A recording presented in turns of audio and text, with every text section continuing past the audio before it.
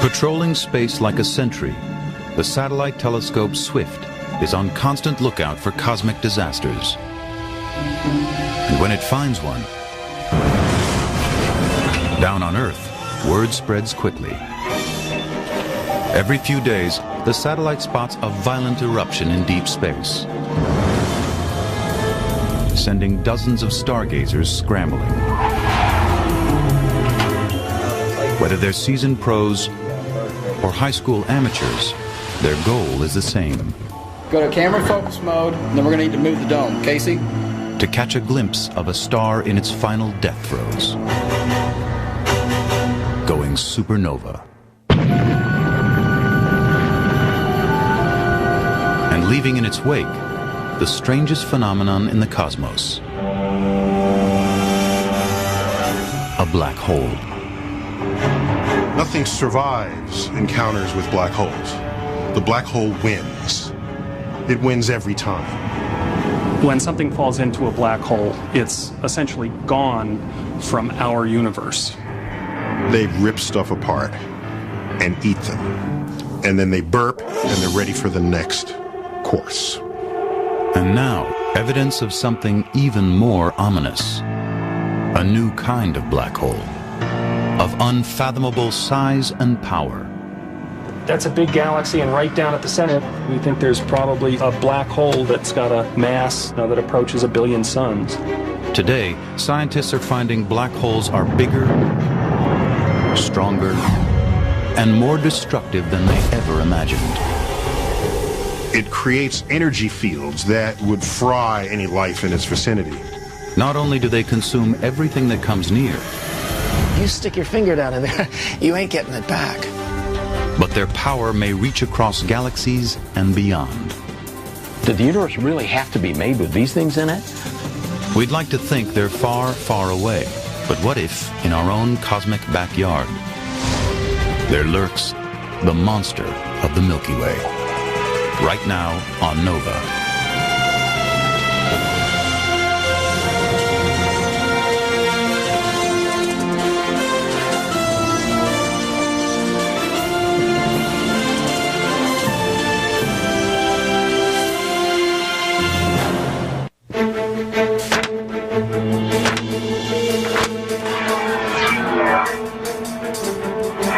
This is just enormous. As he pores over a set of x-rays, Brian McNamara struggles to diagnose a complicated ailment. So that's pretty strange.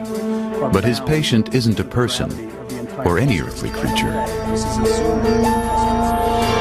It's a cluster of galaxies, 2.5 billion light-years away, with a giant blast of energy spewing from the center. This is the most powerful explosion in the universe since the Big Bang. To put this on sort of an Earth scale, it's equivalent to about 1 trillion atomic explosions. So it's an enormous amount of energy. What could produce such awesome power? Whatever it is, it seems to live at the very core of galaxies. And many believe our own galaxy, the Milky Way, is not immune, harboring a powerful secret at its heart.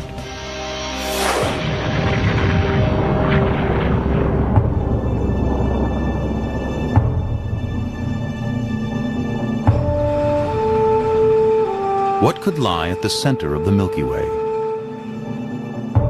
One of the pioneering explorers of our galaxy is Eric Becklin. He's been trying to unlock the mysteries of the galactic center for more than 40 years. But first, he had to find it. Back then, people weren't even sure where the center was. There was some vague understanding. There was a radio source called Sagittarius A, a very strong radio source, but there was even debate whether that was really the center or not. Examining other distant galaxies, astronomers knew that the center is usually the brightest spot, tightly packed with stars. But when they tried to pinpoint the center of our own galaxy, the Milky Way, they ran into a problem. The central stars were shrouded by cosmic dust. There is so much dust between us and the galactic center, it is completely opaque. You do not see the stars in the galactic center. The most powerful telescopes cannot see it.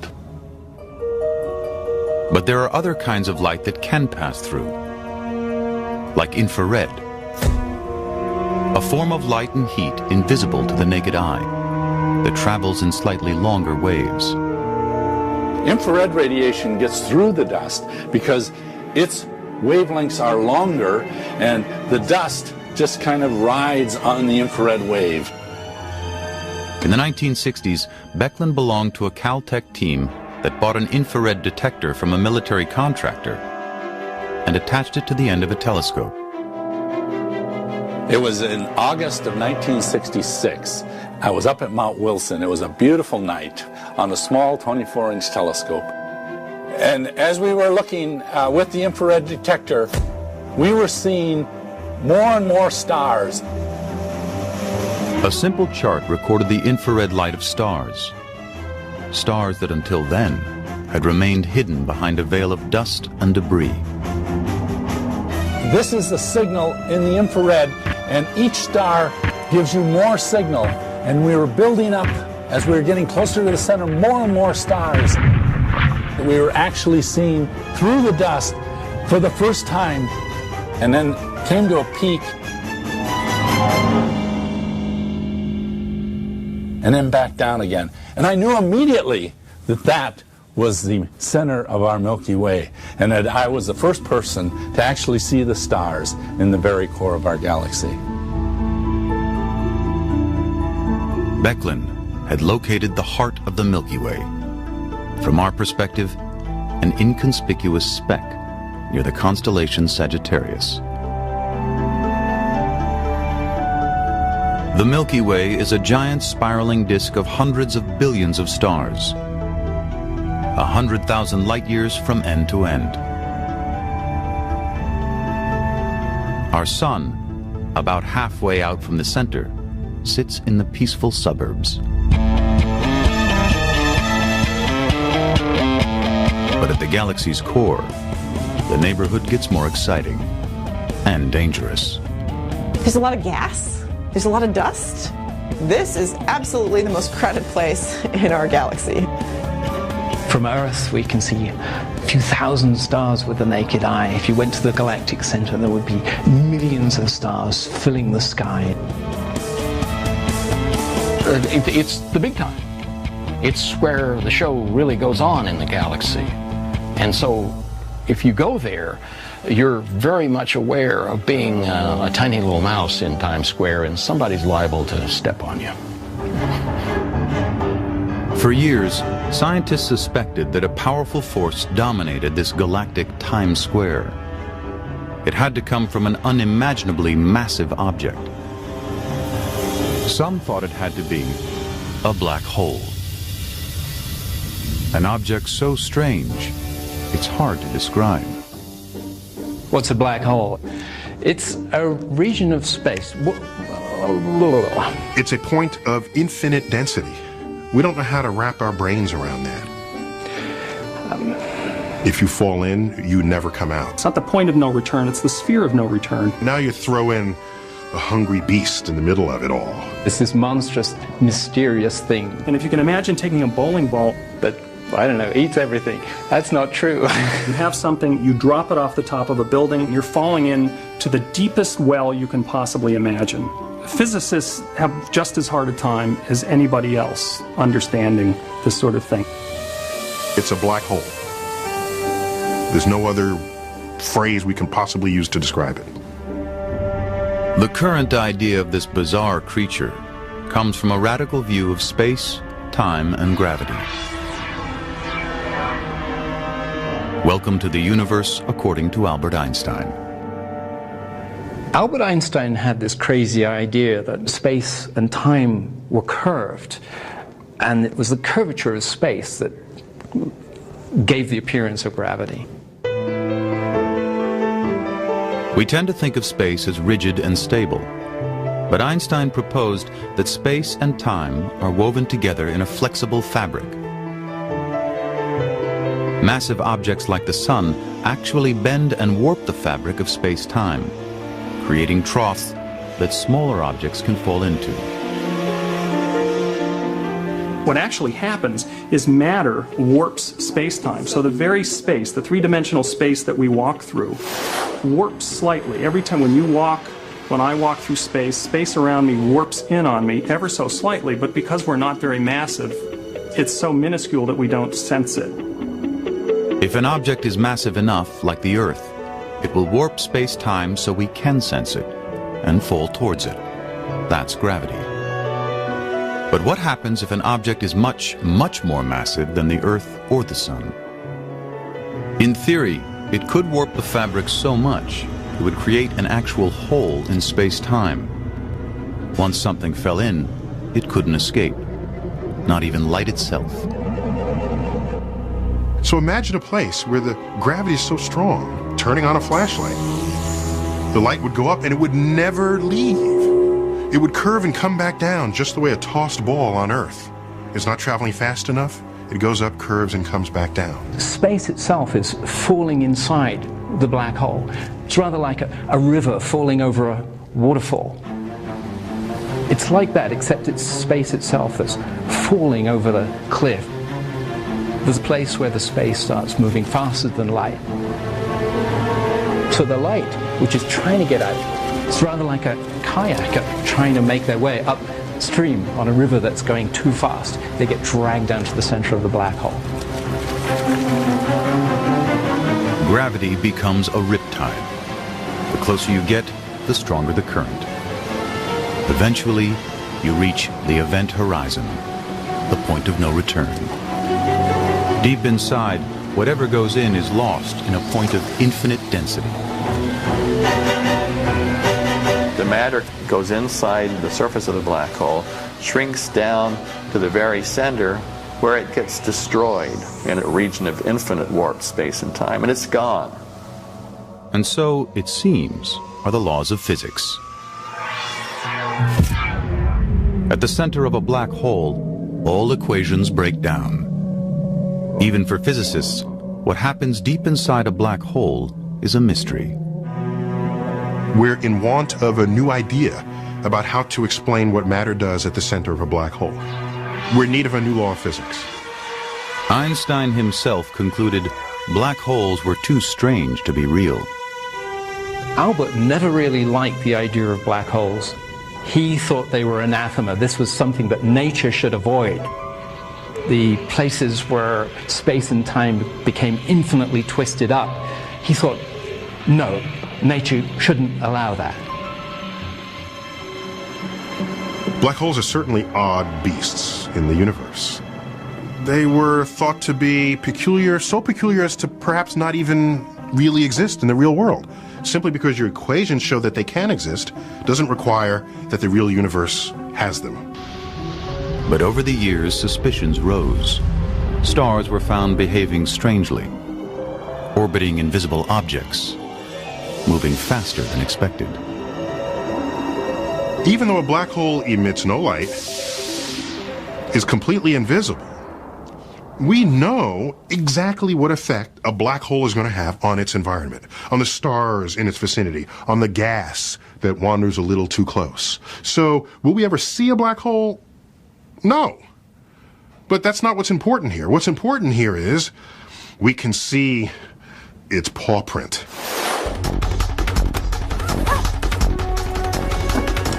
Suspicious that an enormous black hole was dominating the center of the Milky Way, Eric Becklin was eager to find its paw print. But even with infrared technology, when Becklin pointed the most powerful telescopes on Earth at his target, all he saw was this, just a blur. The biggest obstacle that we had was the turbulence in our own Earth's atmosphere was blurring the images.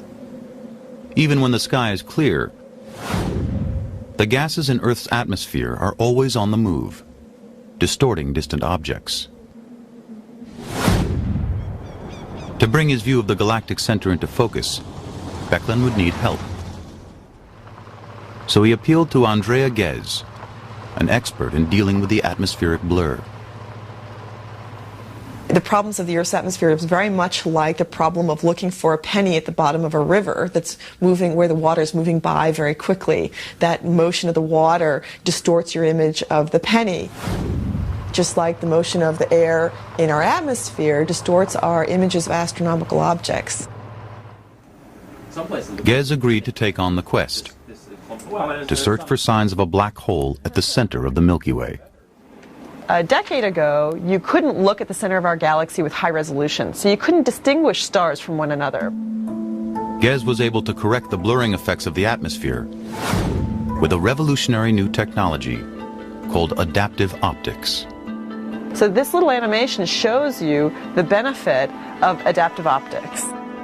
You see the stars without adaptive optics, you turn the adaptive optics on, and all of a sudden you see stars. And in particular, you see stars near the center of the galaxy. Without adaptive optics, you would only see one big blob. And those stars are in fact the most important for us to track. We track all of them, but these are the ones that are the key to the problem. I mean, it doesn't hurt to take more. Thanks to the new technology, the team could peer into the heart of the Milky Way with amazing precision.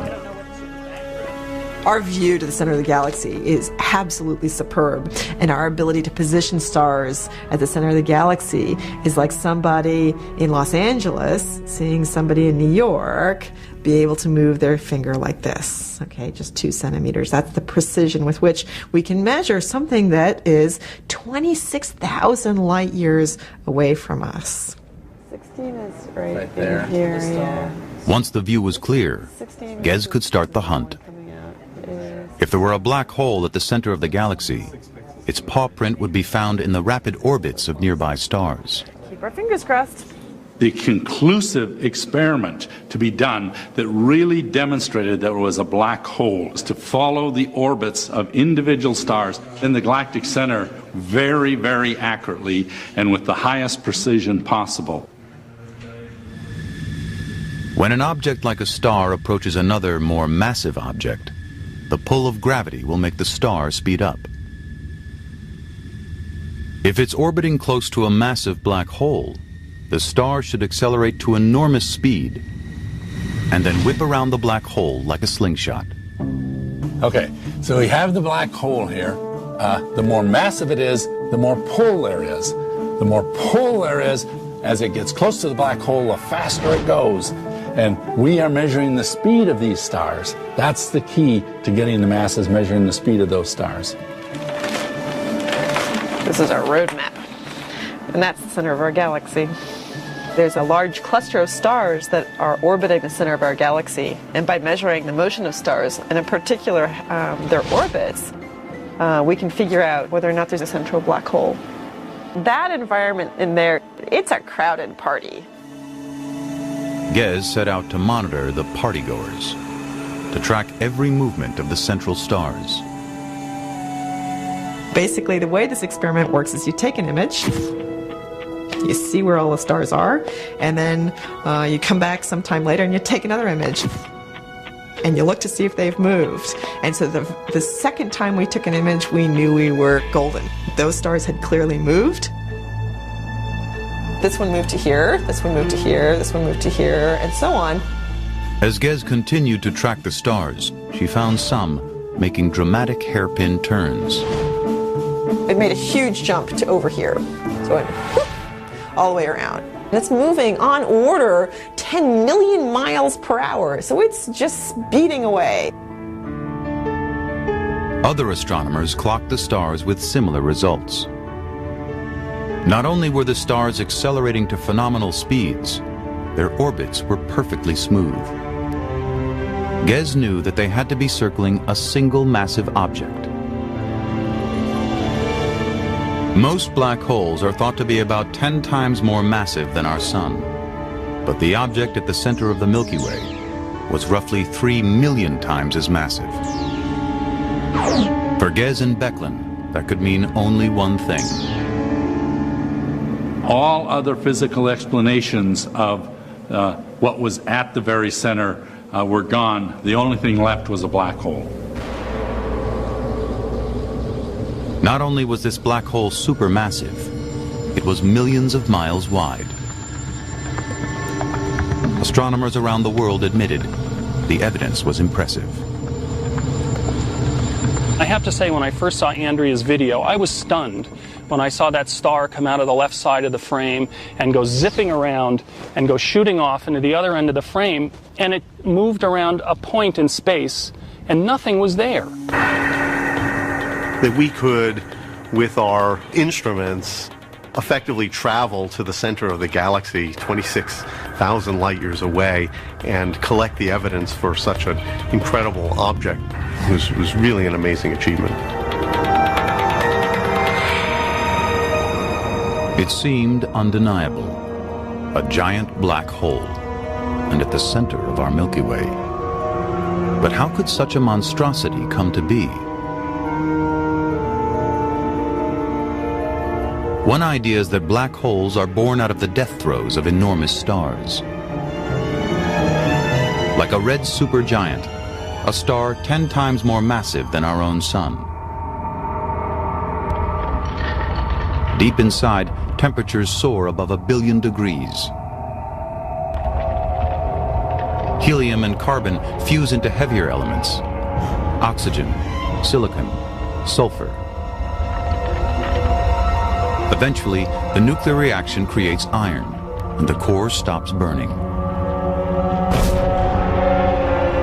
Then, the star implodes under its own immense gravity and goes supernova. What's left is a heavy core of subatomic particles, a neutron star. Only about 10 miles across, but of incredible density. In fact, it's so dense that a teaspoonful of neutron star matter would weigh about 1 billion tons. If the neutron star is heavy enough, 3 times more massive than our sun or more, the implosion will continue.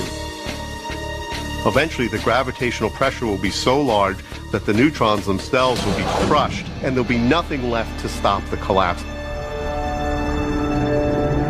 The result is a black hole. Many researchers believe that the Milky Way is littered with small black holes, the dark, dense remains of dead stars.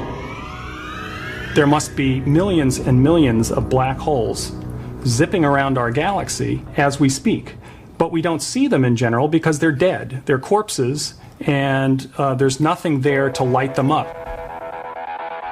They might be invisible, but to a visitor, these small black holes, maybe 10 miles in diameter, would be especially deadly.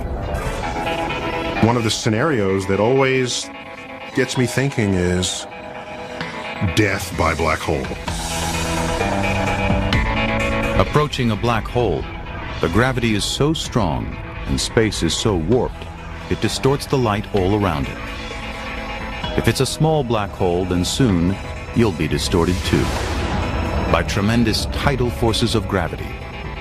The tidal force is the difference between the gravity at your head and your feet. The gravity at your feet, if they're close to the black hole, is a little bit stronger than the gravity at your head, and you feel that as something that is tearing you apart. Stretching you from head to toe. The tidal forces unrelentingly getting stronger as they exceed the molecular forces that bind your flesh. As you snap into 2 pieces, and those 2 pieces snap into another 2 pieces. And ultimately, you will pull your atoms apart. You will be, as we say, spaghettified. And so you end up moving through space-time like toothpaste through a tube.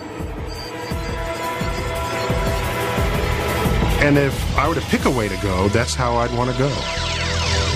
It's got to be better than just getting buried. I mean, come on now. A supermassive black hole, 1 million times wider, might at first seem more inviting. Since it has a larger event horizon, the pull of gravity is more spread out. As you go to a supermassive black hole, the tidal forces are weak enough that you can fall not only through the event horizon, but deep down into the interior of the black hole. So, with a good spaceship, you might be able to cross the event horizon into the black hole itself. Now, thanks to a computer simulation based on Einstein's own equations, we can see exactly what such a trip would look like. The supermassive black hole is surrounded by swirling light beams as superheated gas rushes into orbit at high speed. Light and matter are suspended by centrifugal force and then inevitably fall victim to the relentless pull of gravity. At last you cross the event horizon, the point where nothing can escape. So let's imagine that we fall through the event horizon. That's the place where space is moving faster than light. We fall deeper down inside the black hole. But don't expect the black hole to be black. Deep within, there's an inner horizon, a logjam of trapped light and energy. At a certain moment, as we hit the inner horizon, there's this infinitely bright, blinding flash. That's all the stuff that's been waiting there, trying to get out, is just held there at the inner horizon. Unfortunately, you wouldn't have long to enjoy the view. It would vaporize you. Roast you, vaporize you, marmalize you. Almost certainly, if you fell into a real black hole, you would simply, unfortunately, die. Science fiction displays a bit more optimism, like the 1979 movie The Black Hole. Space travelers do indeed fear this massive object. I will travel where no man has dared to go. Into the black hole? Why, that's crazy. Cuckoo is a Swiss clock. But even more cuckoo, the heroes actually survive their descent into the beast, Black hole is pulling us in. where they're treated to a heavenly experience.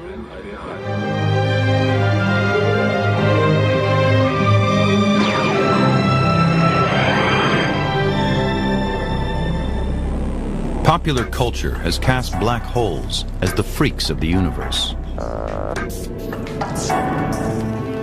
And the supermassive black hole at the center of our Milky Way, weighing in at 3 million times the mass of the Sun, seems especially monstrous. But is it unique? To find out, astronomers are probing distant galaxies to see if our giant black hole is one of a kind, or nothing special. The Sloan Digital Sky Survey is taking a census of the big galaxies within 1 billion light years. For every patch of sky, a steel plate is created. Each hole represents an entire galaxy within our view. Fiber optic sensors are plugged in. Each measures the distinctive spectrum of light emanating from a galaxy's core and can detect signs of hot gas swirling into a black hole. You can see the results. Circled in red, virtually every major galaxy bears the signature of a supermassive black hole. That was pretty amazing. Before that, we thought, yeah, maybe a large number of galaxies have black holes in them, but every galaxy has a black hole? That was something very interesting. The closer we look to the centers of galaxies, the more we find these black holes, and the inventory is rising high. So any idea for the formation of a galaxy will now have to include some explanation for how you get a black hole in its center. So how did every big galaxy in the universe end up with a giant black hole in the middle? To understand, we have to go back to the very beginning. The Big Bang. You got the Big Bang handing you your birth ingredients, your hydrogen, your helium, your traces of some other elements. So it's kind of like this soup. You put it together and stir it. The main stirrer for the soup is gravity, drawing together wisps of hot primordial gases. Over time, the clouds of hydrogen gas cool down and grow more and more dense, until some coalesce into the first stars. These are giants, hundreds of times bigger than our sun. They burn out quickly and dramatically, in the flash of a supernova.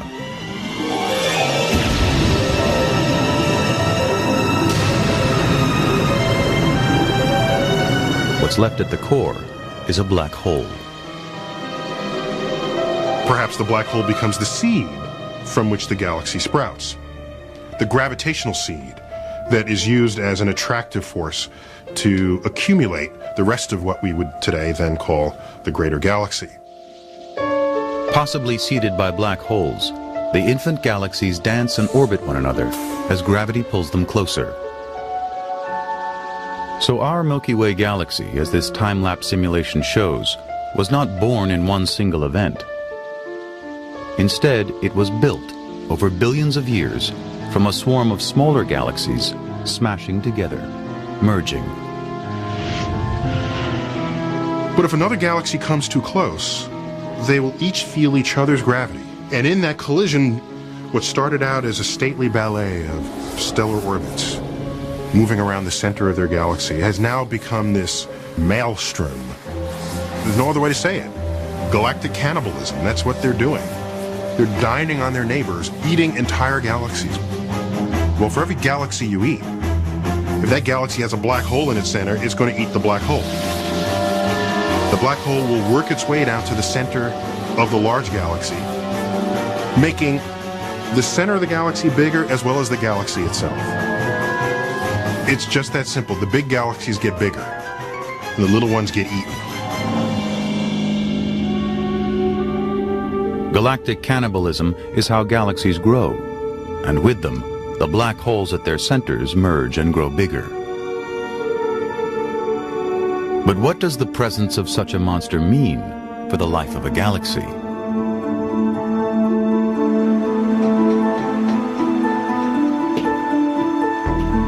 Brian McNamara believes he's found the answer, and it isn't pretty. That's it right there. We got it. That's it.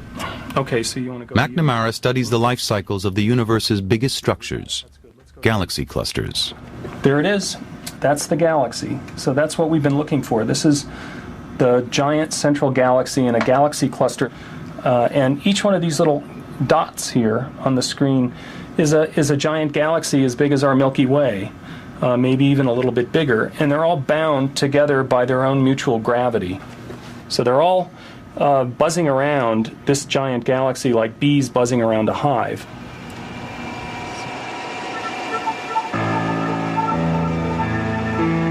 McNamara probes his galaxies with multiple tools. Optical telescopes, radio receivers, even X-rays. Oh, there we go. Check that out. X-ray images reveal a vast cloud of hot gas through the whole cluster, across hundreds of thousands of light years.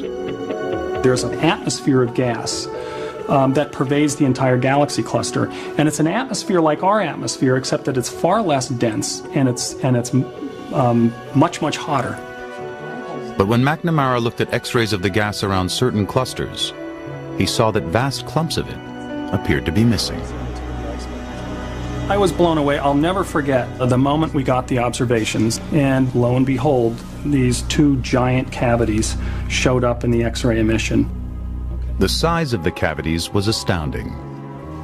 That's 200,000, 600,000 light years from end to end.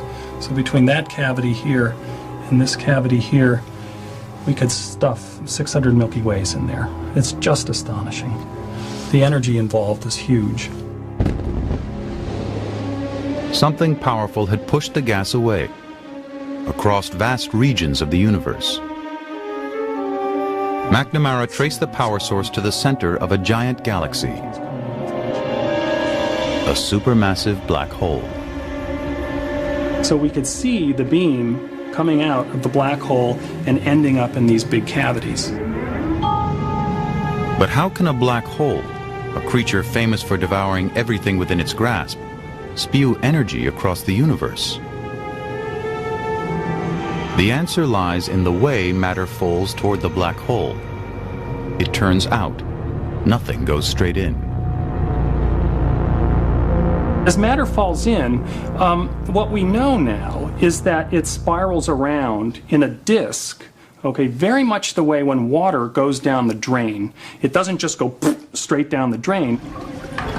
Just as water spirals down a drain in a whirlpool, matter and light spiral at high speed into a black hole. And the speeds that matter can achieve around that black hole approach the speed of light. And when matter travels at that speed, it gets a tremendous amount of energy. Matter falling into a black hole is a lot of stuff trying to get into a very small place. And so it's like trying to fill a dog dish with a fire hose. Most isn't going to get in.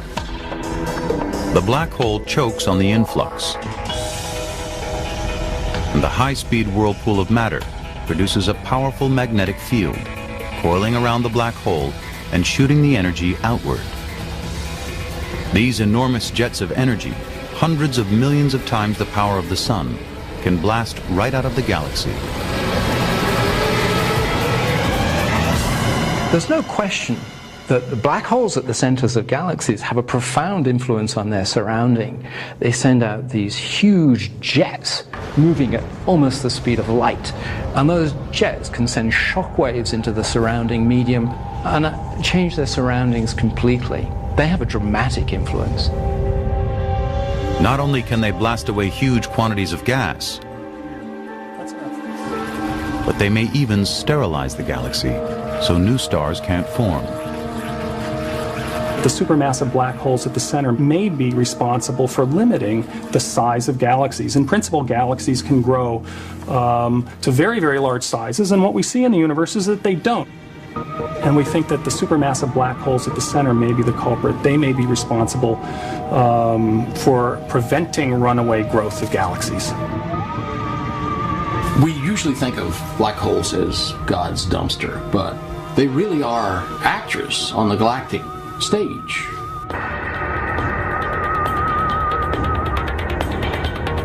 If supermassive black holes can wreak so much havoc, what's to stop our own monster of the Milky Way from wiping us all out?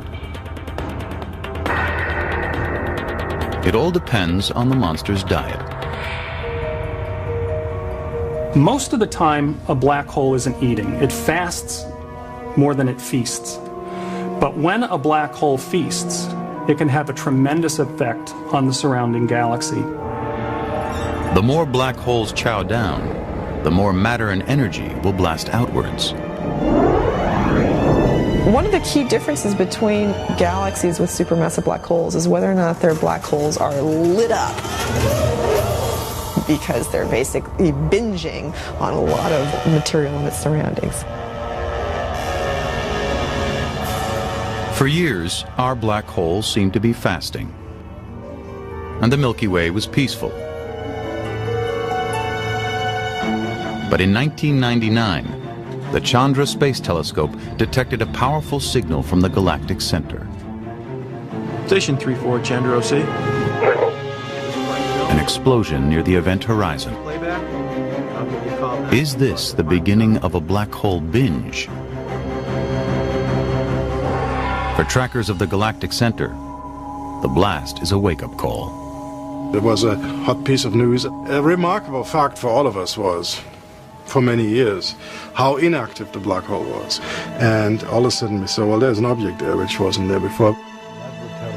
Reinhard Genzel has been watching the galactic center for nearly 2 decades. Like Andrea Ghez, he's been tracking the orbits of stars, helping to prove the existence of a black hole at the heart of the Milky Way.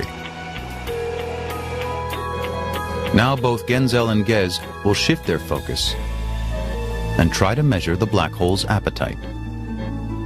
One of the big mysteries about the black hole at the center of the galaxy is why don't we see emission from matter falling onto the black hole, or rather the black hole eating up its surroundings. Genzel and Gez are joining a worldwide effort. Chandra in orbit will take X-ray pictures of the galactic center. At the same time, 5 major observatories on the ground will probe the black hole, all trying to count calories. Genzel heads south to Chile,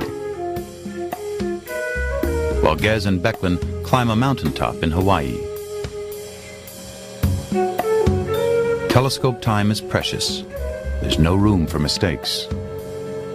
When you're there, it's an incredible rush. I mean, you're very much on for the few nights that you're there, hoping the weather cooperates, hoping that the instrument cooperates. How's the Act 4 look on the oscilloscope? Does the timing look okay? Better now. Okay, let's see if there's something there.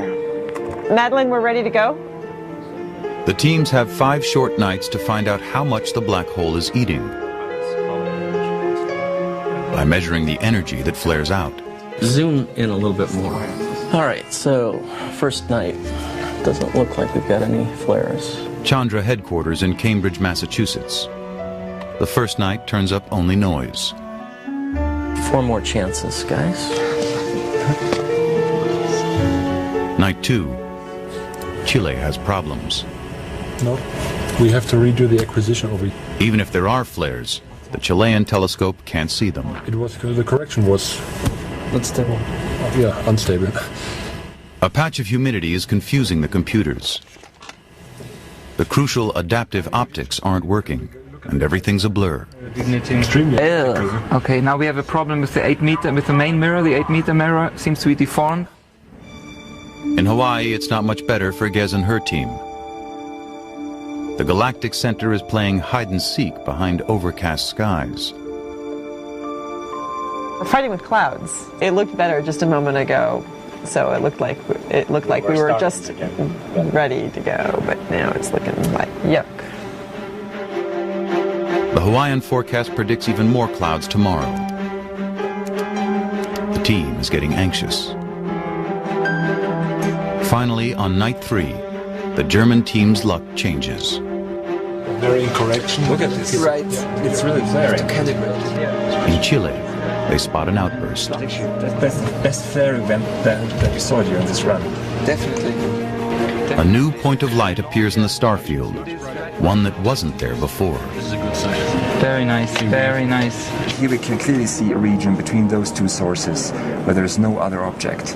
And here we have the same region, the same 2 sources, and now in between we see an additional source. So this is the flaring state of Sagittarius A star.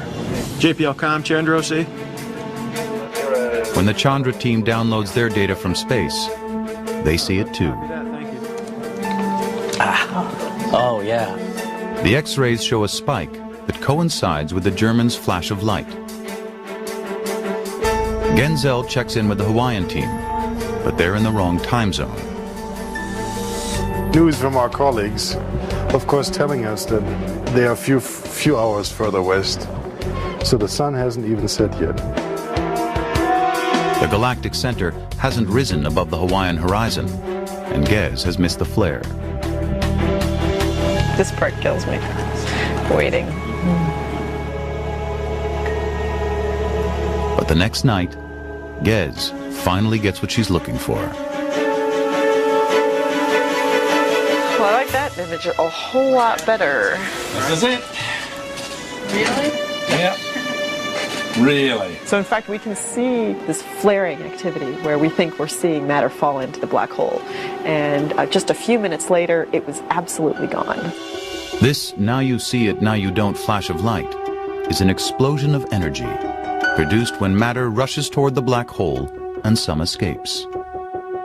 We were taking measurements and you didn't see anything from the black hole. All you saw was a star, and then bam, it was there and bright, and 15 minutes later it was gone. So that was our moment to make the measurement, and it was extremely exciting to know that we'd actually been able to catch it.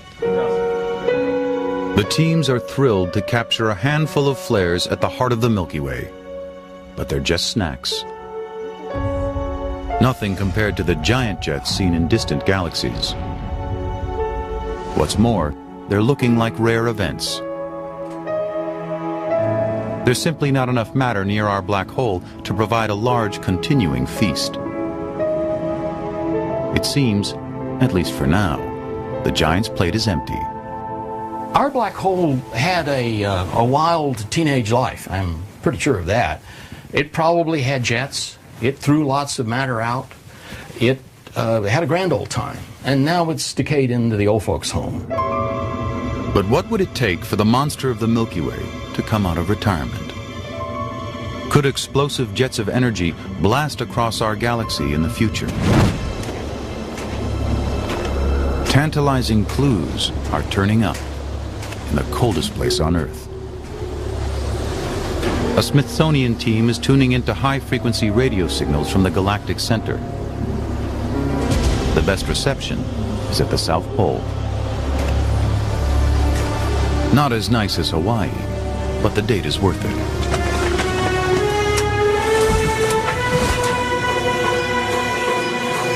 There's some of the gas falling in toward the black hole in the galactic center. Reading the radio signal, Anthony Stark detects just small amounts of gas feeding the black hole. Nothing too serious. But farther out, about 400 light-years from the galactic center, he can see signs of something much more alarming. A vast ring of matter is gradually growing bigger. This storage ring then builds up until it coagulates into a single gigantic cloud of about 30 million solar masses. When the ring reaches a tipping point, it will condense into a giant cloud, triggering a dramatic starburst event, a storm of stars forming and dying quickly. What's left of the gas cloud will spiral down into the grasp of the black hole, which then rapidly spirals in and feeds the black hole in the galactic center, making the Milky Way an active galaxy.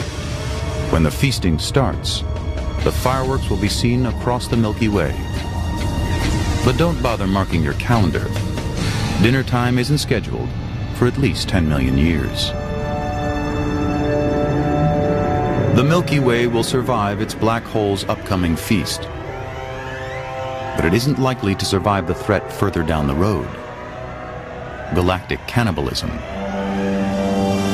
Our galaxy, the Milky Way, is not immune from these colliding galaxy scenarios.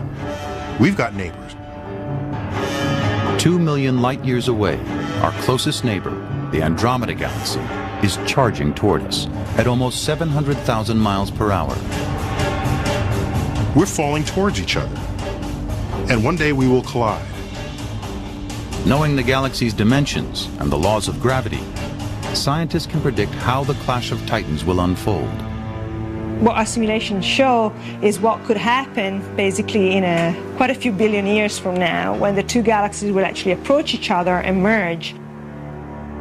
The merger will take more than 2 billion years, while the galaxies circle and entwine. Imagine what that might look like from another galaxy. They'll see two grand, beautiful spiral galaxies moving towards each other, slowly losing their shape. They'll see new avenues where stars and gas can funnel down towards this newly formed center, feeding this reborn monster. The collision will send a blizzard of stars and gas in all directions. Some will shoot toward the crowded core of the new galaxy, spurring massive explosions. In the process of merging, there will be a very strong starburst event occurring at the time of the merger, as all of the gas is being funneled towards the center. Amid the turmoil, chances are our little solar system will either witness a spectacular show or be flung out of the galaxy into the voids of space. The Milky Way will be destroyed. But what about the black hole at its center? Most likely, it will merge with Andromeda's, a monster 50 times larger. Stars and galaxies may come and go, but supermassive black holes just get bigger. Once considered freaks of the cosmos, black holes are coming into their own, claiming their place center stage in a violent, changing universe. As we forge ahead in trying to understand how we came into being and how all of the matter got put down in the universe, we can't leave black holes out of the picture because it seems they play a fundamental role on very, very large scales. Black holes not only wreak havoc upon the landscape in which they're embedded, they actively shape the landscape. So black holes are kind of the spice of the universe. Black holes are a major player in the evolution of the things that light up our night sky. They are, in a sense, the secret shadows behind the walls of the galaxy.